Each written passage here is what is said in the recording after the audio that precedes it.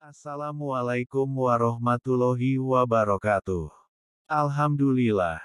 Wassalatu wassalamu ala Rasulillah sallallahu alaihi wasallam. Manaqib Syekh Muhammad Bahaudin An-Naksabandi radhiyallahu anhu.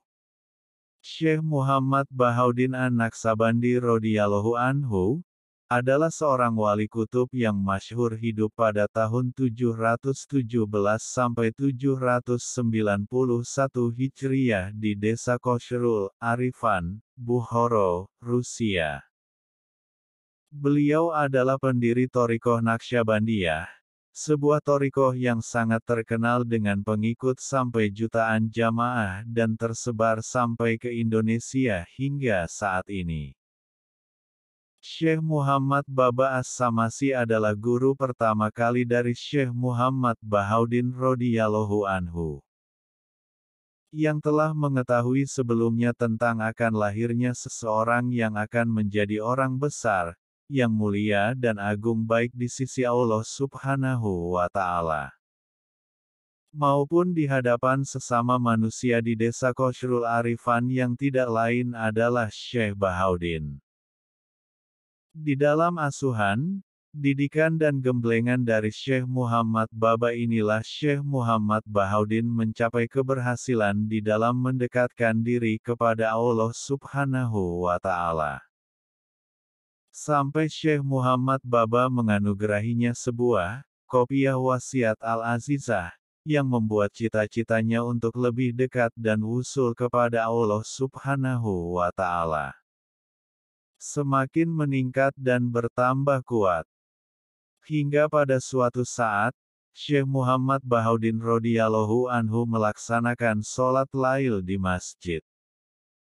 Dalam salah satu sujudnya hati beliau bergetar dengan getaran yang sangat menyejukkan sampai terasa hadir di hadapan Allah berserah diri. Saat itu beliau berdoa, "Ya Allah, berilah aku kekuatan untuk menerima bala dan cobaannya mahabbah cinta kepada Allah." Setelah subuh, Syekh Muhammad Baba yang memang seorang waliullah yang kasyaf mengetahui yang gaib dan yang akan terjadi, berkata kepada Syekh Bahaudin, "Sebaiknya kamu dalam berdoa begini, Ya Allah, berilah aku apa saja yang Engkau ridhoi. Karena Allah tidak ridho jika hambanya terkena bala, dan kalau memberi cobaan, maka juga memberi kekuatan dan memberikan kepahaman terhadap hikmahnya." Sejak saat itu Syekh Bahaudin seringkali berdoa sesuai dengan apa yang diperintahkan oleh Syekh Muhammad Baba. Untuk lebih berhasil dalam pendekatan diri kepada Sang Kholik, Syekh Bahaudin seringkali berkholwat menyepikan hatinya dari keramaian dan kesibukan dunia. Ketika beliau berkholwat dengan beberapa sahabatnya, waktu itu ada keinginan yang cukup kuat dalam diri Syekh Bahaudin untuk bercakap-cakap. Saat itulah secara tiba-tiba ada suara yang tertuju pada beliau, "Hei, sekarang kamu sudah waktunya untuk berpaling dari sesuatu selain aku, Allah." Setelah mendengar suara tersebut, hati Syekh Bahaudin langsung bergetar dengan kencangnya, tubuhnya menggigil, perasaannya tidak menentu hingga beliau berjalan ke sana kemari seperti orang bingung. Setelah merasa cukup tenang, Syekh Bahaudin menyiram tubuhnya lalu wudhu, dan mengerjakan sholat sunnah 2 rakaat. Dalam sholat inilah beliau merasakan kehusukan yang luar biasa, seolah-olah beliau berkomunikasi langsung dengan Allah Subhanahu wa Ta'ala.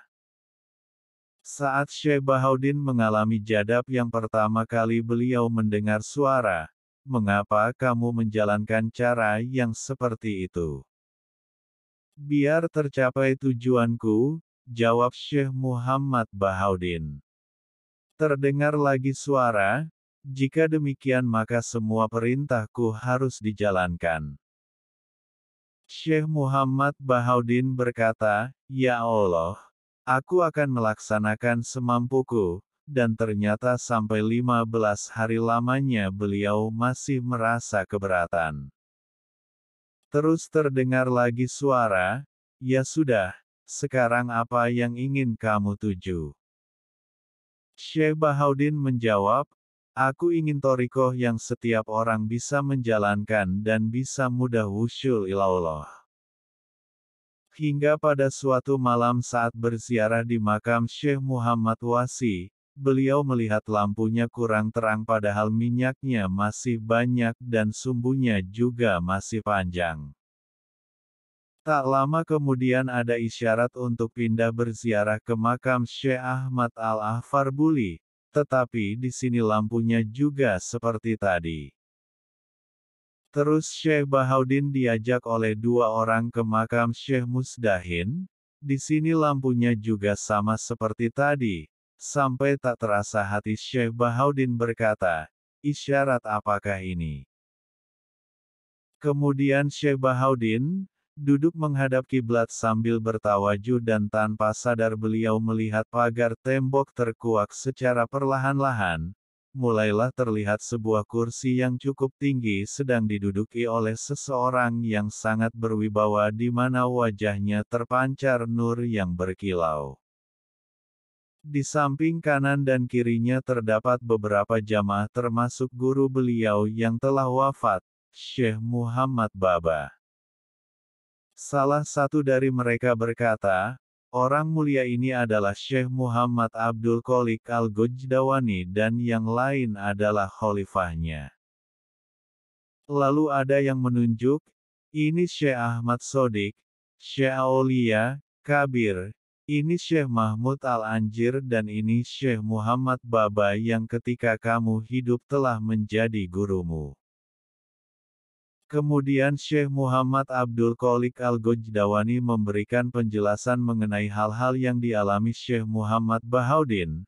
"Sesungguhnya lampu yang kamu lihat tadi merupakan perlambang bahwa keadaanmu itu sebetulnya terlihat kuat untuk menerima thariqah ini, akan tetapi masih membutuhkan dan harus menambah kesungguhan sehingga betul-betul siap.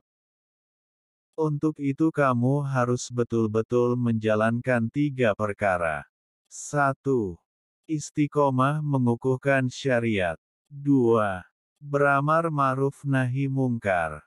3.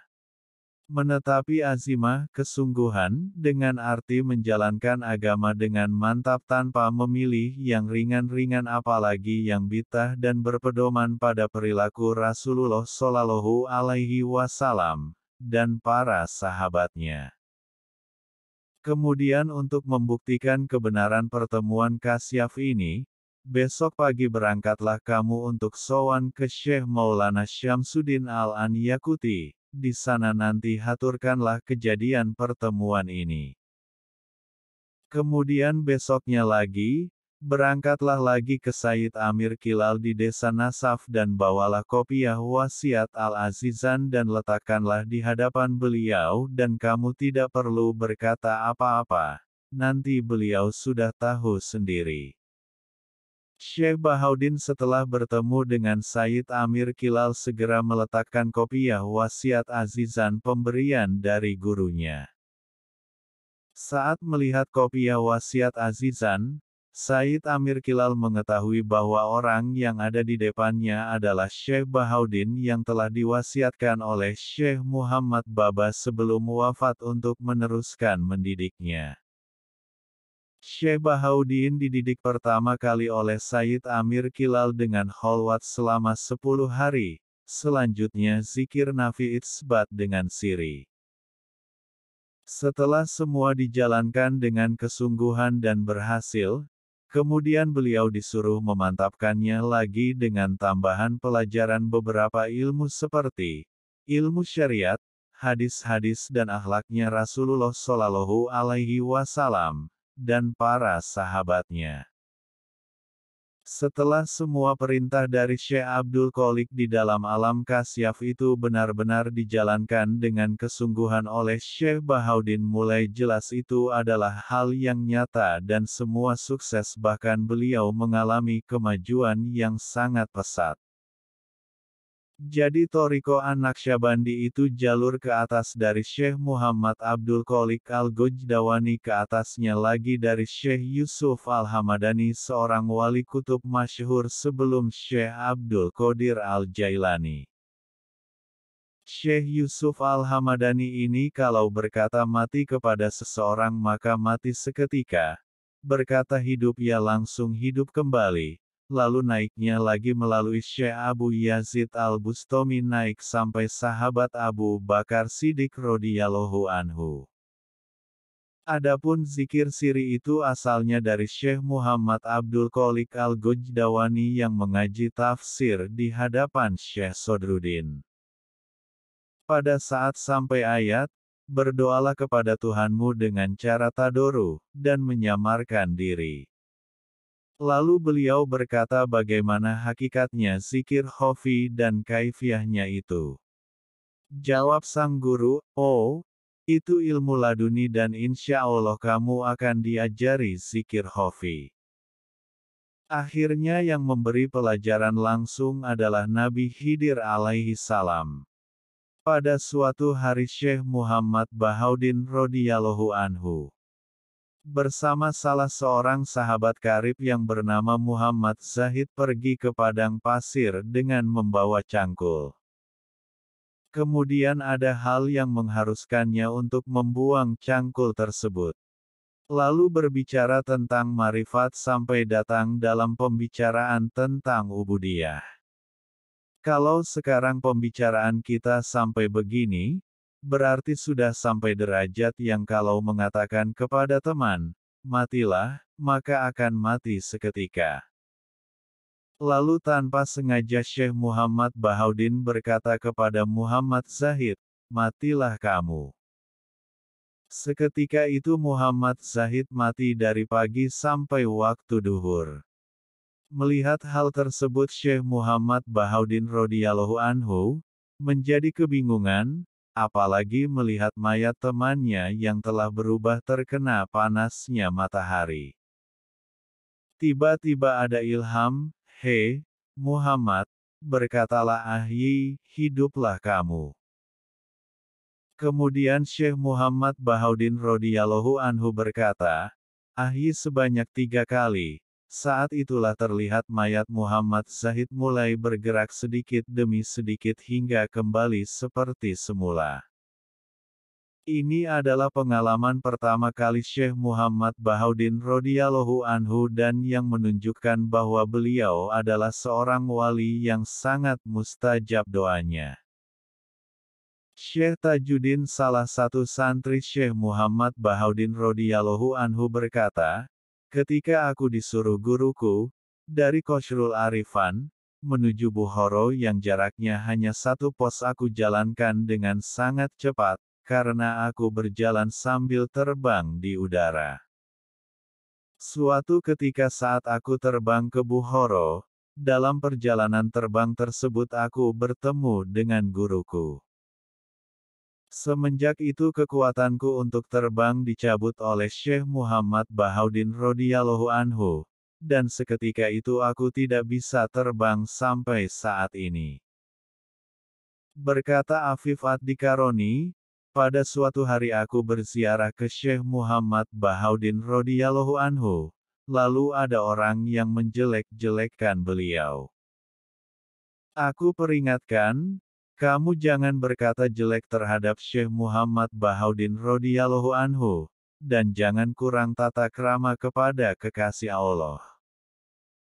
Dia tidak mau tunduk dengan peringatanku, lalu seketika itu ada serangga datang dan menyengat dia terus-menerus. Dia meratap kesakitan lalu bertaubat, kemudian sembuh dengan seketika. Demikian kisah keramatnya Syekh Muhammad Bahauddin radhiyallahu anhu.